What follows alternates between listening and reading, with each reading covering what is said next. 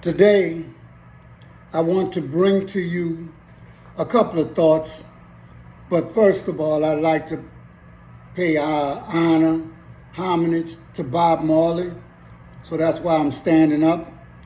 I can't give everybody the amount of time that I would like. He deserves so much more. And I know one thing that I heard from him. He talked about one love. But black people can't seem to get that. In fact, people all over the earth, and really the people of color. But I'm going to get back to that because I have something a little bit more important. You know, I never ask y'all for anything. I don't really even care, about how some of you feel about the content because I told you this is for Africans.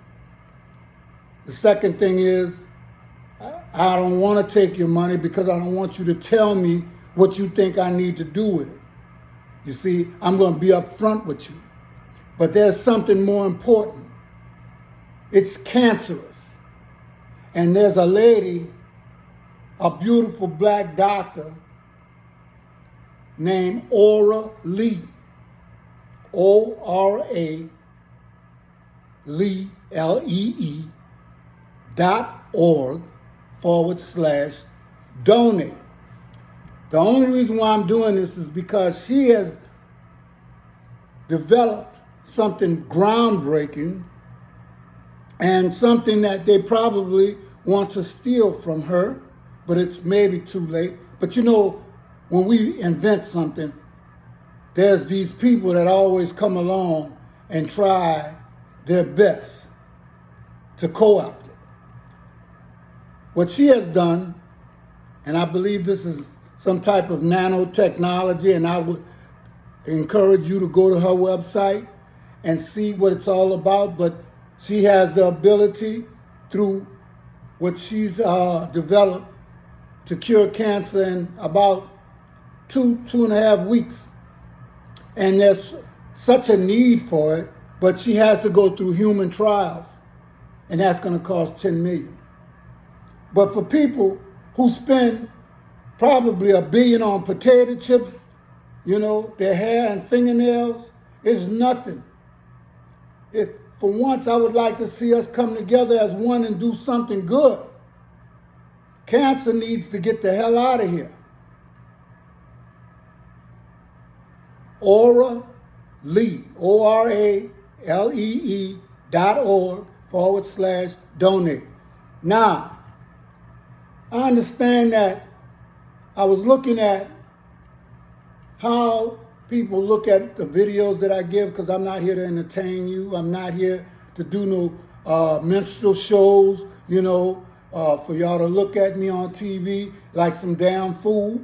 I'm here to give out information the best that I know it. And I found out that most people don't take the time out to listen to the whole video.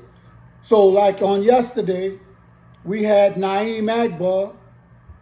He spit something for about a minute and a half, and you call yourself rap connoisseurs? If you didn't listen to that, then we are very foolish people. And behind that came something from the last poets to tell you about what black is, because it's not a color. It's the basis of all colors. But I'm not going to go into that again. If you didn't take the time out to do that, shame on you. We don't want to invest in our people. And that's our most important asset. We got black people in Africa telling Trump and a whole bunch of other people, leave black Africans alone. Leave black Americans alone. And what do we say? We don't say nothing. Well, the only reason why, and I love the brother, but I love the brother from Mali, and I love the brother from Niger, and I love the brother from Congo, Senegalese, or all over, South Africa. I would love to love all my brothers, but some of them I can't turn my back on them. I know that about just surviving in the street. The problem is when you don't know who you are, you're a stepchild to anybody, especially your master. Now, a lot of people don't like that. A lot of people didn't like Malcolm. They gave MLK his day, but they didn't want to give Malcolm anything. And this is the funny part somebody just showed me. Toward the end of their lives, Malcolm seemed to be more on board with what MLK was talking about, and MLK was turning into a baby Malcolm. Let me tell you something. You know when we start to disappear and our leaders start getting killed? When we start organizing. And this is the reason why I believe black folks in their heart of hearts are scared to organize and do anything. Because they've looked at what happened to people before them and they got scared. Well, let me tell you something. Organization is how you got all these black folks, and most people already know, but they try to stay away from it, that all people are from Africa, as far as I'm concerned.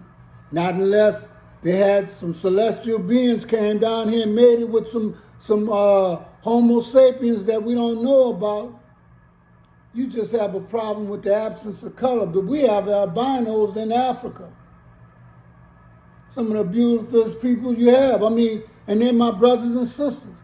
But I'm going to tell you something. You're my brother and sister even if you don't look like me, even if you're not supposed to be of a dark hue. But you could be my brother and sister, but you could be a king. You understand? And so therefore, we have to get you from around us because you're a threat to the community. But what also is a threat is when we don't back each other up. We don't support one another. Now, if somebody got a cure for cancer and our community, especially this forum right here, this platform right here, if you don't want to listen to me, that's fine. Because I don't owe you nothing and you don't owe me nothing. But I'm trying to tell you something that's real. Every time people start gathering people together, galvanizing people together, whether it's in Africa, whether it's in Mali, South Africa, Mexico, no matter where, it is a threat to the establishment, status quo. But so what? Do you want to live your life the way that you've been living it? The last poets listen to what truly is black is, because it doesn't mean that this doesn't apply to our palm-colored brothers and sisters. Black people have no friends, but you want us to be the friend of everybody else. I'm not your friend. Now, we can be associates, but sometimes, if I'm going to be scared of something, it's going to be scared of you. And I mean that when I walk out the door, no matter how you look. And that should not be. We should love each other. But you know what? Our love is like a battlefield, no matter how much we stand. No matter how strong we are. We need to nip that in the bud. We need to make people nervous. And on this platform, I want that love to be shown in deeds, not your words. And if you don't want to be here, I'm fine with that. But you know what? I refuse to be ordinary. Because God didn't make me ordinary. I used to wonder why I always got that attention. I used to hang with people who used to get a lot of attention. Now I know why. Because when you're a star, you're supposed to shine.